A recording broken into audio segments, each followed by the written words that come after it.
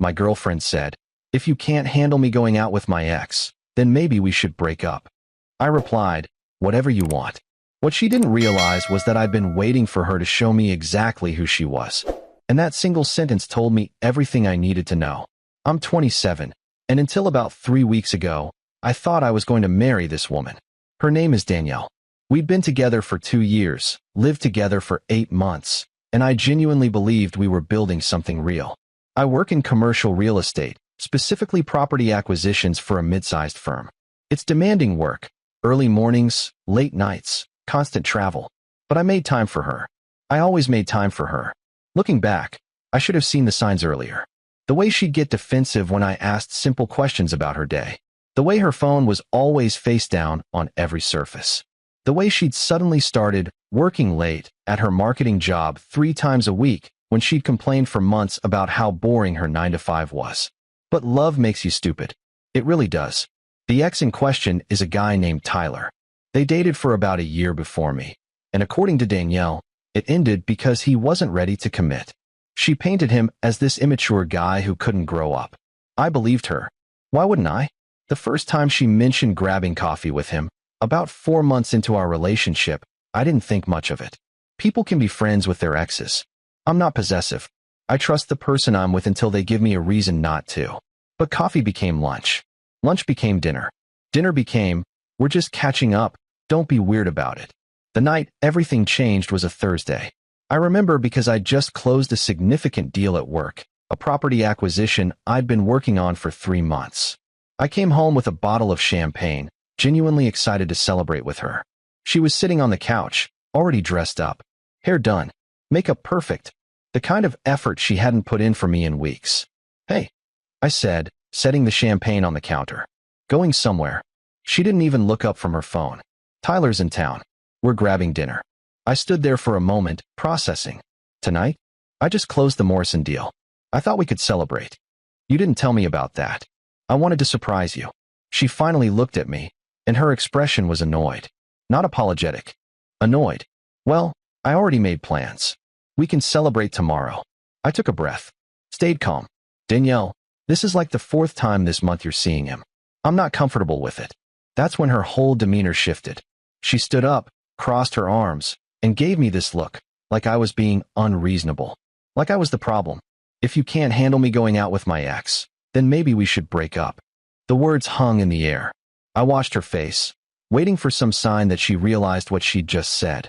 Some flicker of regret. There was nothing. Whatever you want, I said. She blinked. I think she expected me to argue, to beg, to get angry.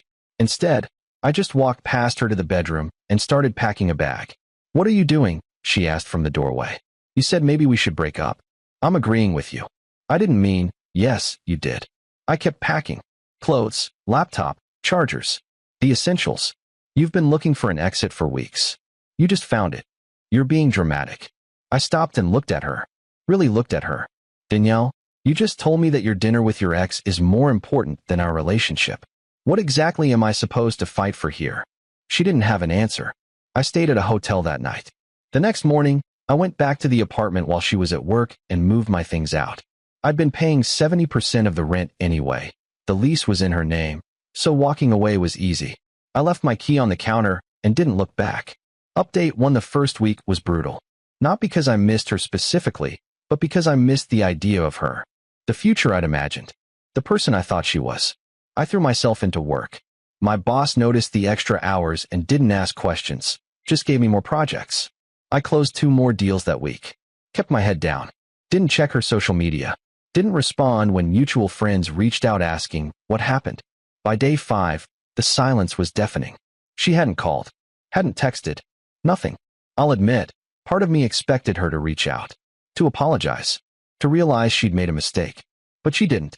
Day 7, my buddy Marcus, wait, let me call him Derek, invited me to a networking event downtown. Commercial real estate, private equity, some tech investors.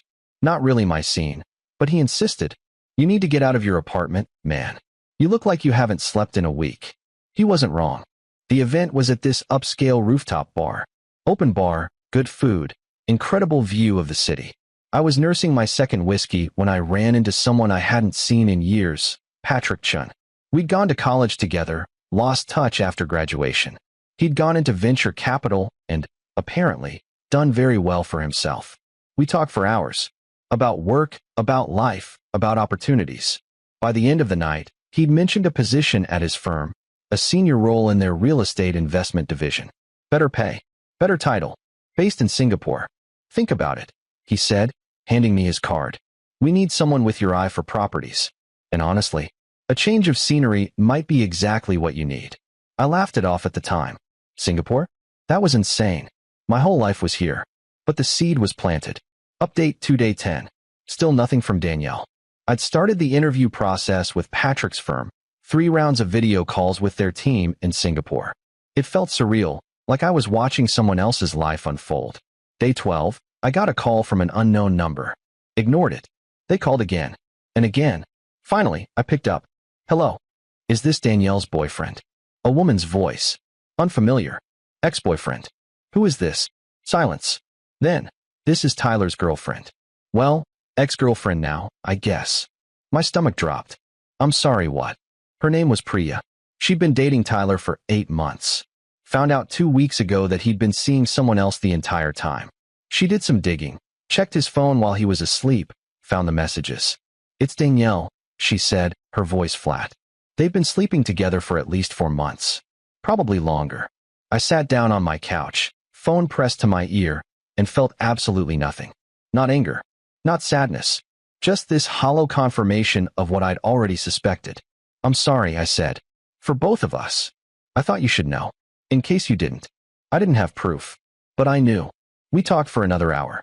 She told me about the lies Tyler had fed her, the late nights, the business trips, the family emergencies that were actually hotel rooms with Danielle. I told her about the dinners, the coffees, the gaslighting when I expressed discomfort. They deserve each other, she said before hanging up. She wasn't wrong. Update 3 day 14. The job offer from Singapore came through. Senior Investment Director. 6-figure salary with bonuses. Relocation package. Start date in 3 weeks. I accepted. That same afternoon, my phone buzzed with a text from Danielle. Where are you? 4 words. No apology.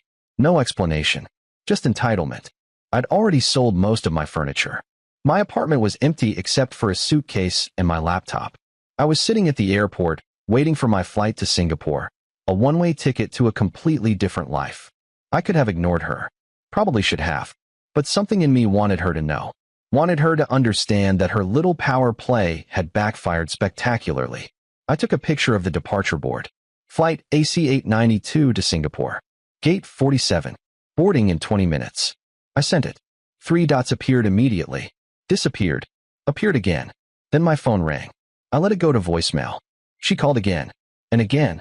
On the 4th call, I picked up. What the hell is this? Her voice was frantic. You're leaving? To Singapore? Yes. When were you going to tell me? I almost laughed. We broke up, Danielle. 2 weeks ago. You made that choice. I didn't think you'd actually leave. I thought you'd. She stopped herself. You thought I'd what? Wait around?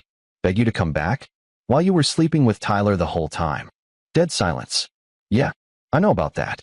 Priya called me. Tyler's girlfriend. Or ex-girlfriend. Thanks to you too. That's not. It wasn't. Save it.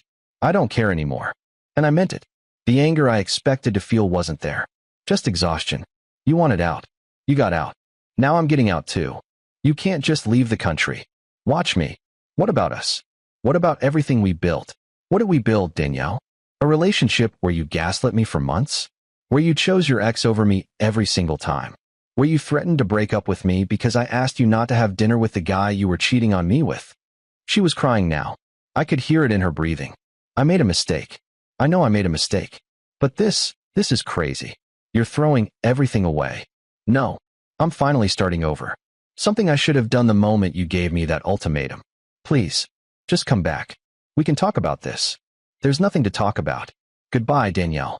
I hung up, turned off my phone, boarded my flight.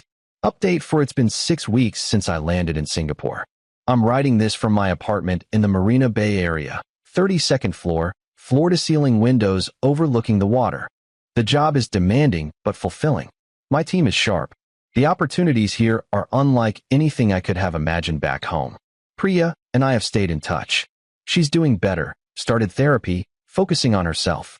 We've become unlikely friends, bonded by the shared experience of being betrayed by two people who deserved each other.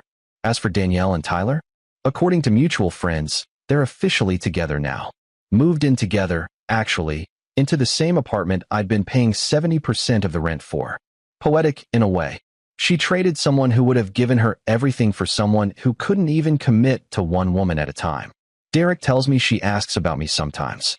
Wants to know if I'm coming back, if I'm seeing anyone, if I miss her. The answer to all three is no.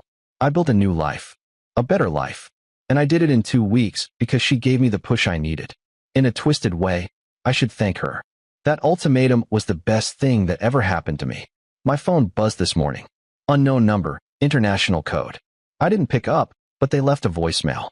It was Danielle. I know you probably won't listen to this, but I need you to know that I'm sorry.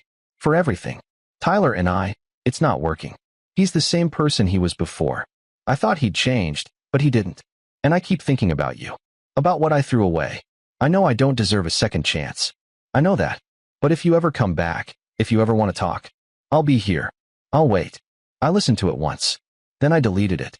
Some lessons you only learn the hard way. I learned mine. Now it's her turn. Edit 1.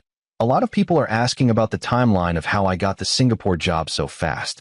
Patrick's firm had been trying to fill this position for months. They needed someone who could start quickly and had experience with cross-border acquisitions. I'd done 3 deals like that in my previous role. It was luck, timing, and desperation all colliding at the right moment. Sometimes life works out like that. Edit 2.